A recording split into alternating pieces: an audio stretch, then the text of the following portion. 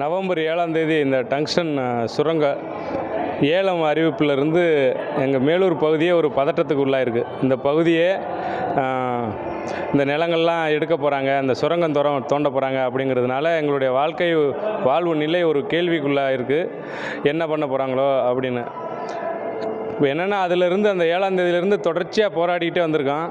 இப்போ நேற்று இந்த அறிவிப்பு ஒரு குழப்படியான அறிவிப்பாக இருக்குது. இப்போ இந்த அறிவிப்பு என்னென்னா 5000 ஏக்கரில் 500 ஏக்கரை விட்டுட்டு ஒரு 4500 ஏக்கரில் திட்டம் செயல்படுத்துகிறதா தான் நாங்கள் எடுத்துக்கிறோம்.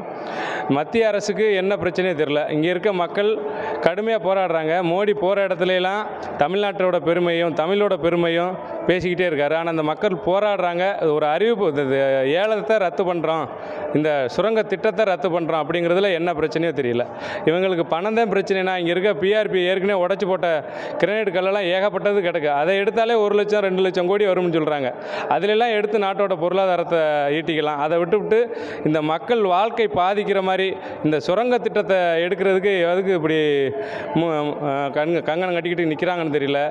நாங்கள் எங்கள் மக்கள் என்ன சொல்கிறாங்கன்னா, மக்கள் சார்பாக நாங்கள் என்ன சொல்கிறோம்னா, இந்த திட்டம் முழுமையாக ரத்து பண்ணுற வரைக்கும் எங்களுடைய போராட்டம் தொடர்ந்துக்கிட்டே இருக்கும். எல்லா ஊர்லேயும் போராடுவோம்.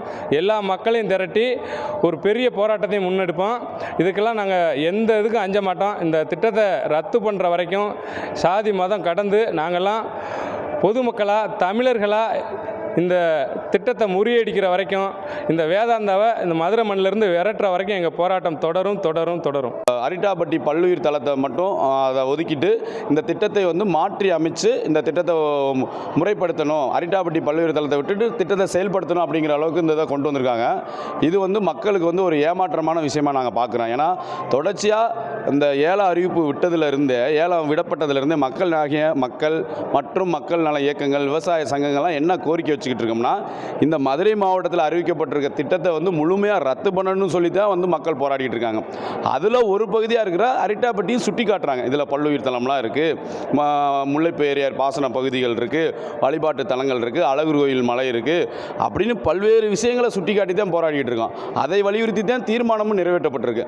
ஆனால் இதெல்லாம் கவனத்தில் கொள்ளாமல் மத்திய அரசு நான் இந்த திட்டத்தை மாற்றி அமைப்பின்னு சொல்கிறத ஏற்றுக்கொள்ள முடியாது. நாங்கள் இதை மக்களை மடைமாற்றம் செயலாக பார்க்குறோம். தமிழ்நாடு முதலமைச்சர் இதுக்கு வன்மையான கண்டனத்தை பதிவு பண்ணணும் நாங்கள் இந்த நேரத்தில் கேட்டுக்கொள்கிறோம். ஏன்னா 8 கோடி மக்களுடைய உணர்வுகளுக்கு எதிராக இவங்க இப்படி ஒரு முடிவு எடுத்திருக்காங்க.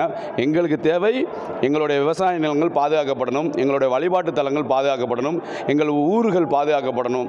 5000 ஏக்கர்லையும் அதை தொடர்ந்து பல பகுதியில் நடத்தப்பட்ட ஆய்வுகளையும் எந்த இடத்துலையும் டங்ஸ்டன் சுரங்கம் வரக்கூடாது. இதை ஏலத்தை ரத்து செய்கிற வரைக்கும் நாங்கள் தொடர்ச்சியாக போராடுவோம். உடனுக்குடன் செய்திகளை தெரிந்து கொள்ள சன் நியூஸ் பெல் ஐகானை கிளிக் பண்ணுங்க.